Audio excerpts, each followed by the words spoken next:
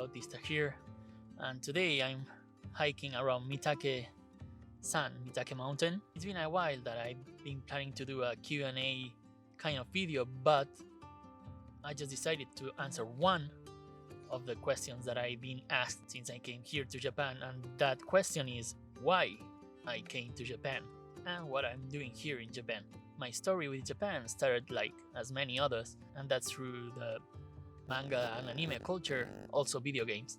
I remember my first anime that I watched was King Nikuman, but probably the one that I remember the most is Dragon Ball, and I think I watched it like 10 or more times.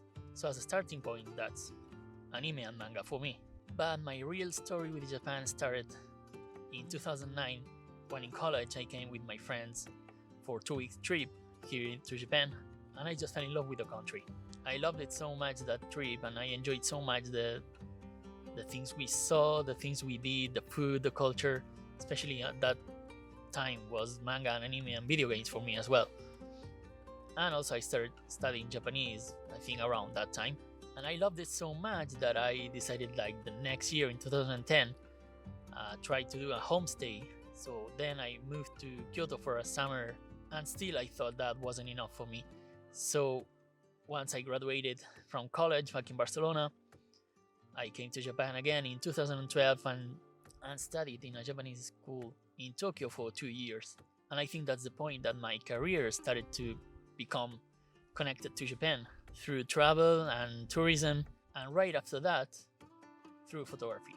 And after a while traveling back and forth between Barcelona and Tokyo, I decided it was time to come and stay here again and try to figure out where was my career going. So in 2018 I entered the photography school in Tokyo to get deeper into photography, especially fashion and studio photography. So that trip in 2009 is what decided what was going to be my career through travel industry and photography. It's just that at that time I wasn't aware of what my career was going to be. Well, now that you know a little bit more about my story with Japan, the reasons that made me come and stay and try to live here in Japan, it's because on that first trip in 2009 I just fell in love with the country. I love the culture, I love the contrast of the cities. It just shocked me the way that Japan could be like a modern country and still keep all their traditions and all their heritage intact. And you can see that still in the modern Japan. So I wanted to come here and get to know more about the people, get to know more about the culture, get to know more about legends, traditions, everything.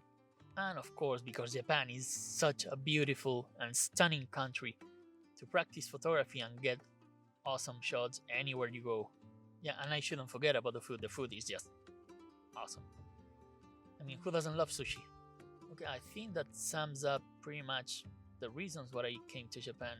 There was another reason that made me decide to come to Japan a few years ago, and that was because I had a Japanese girlfriend here.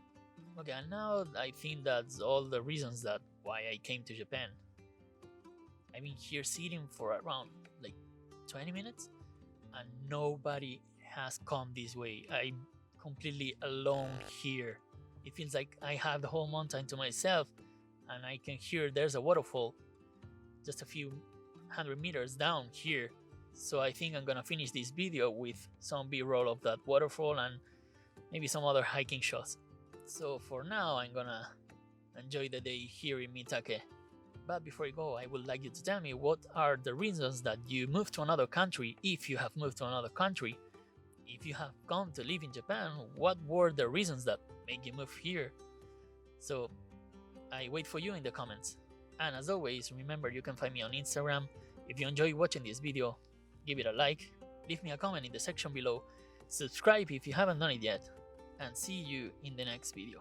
Fins aviat!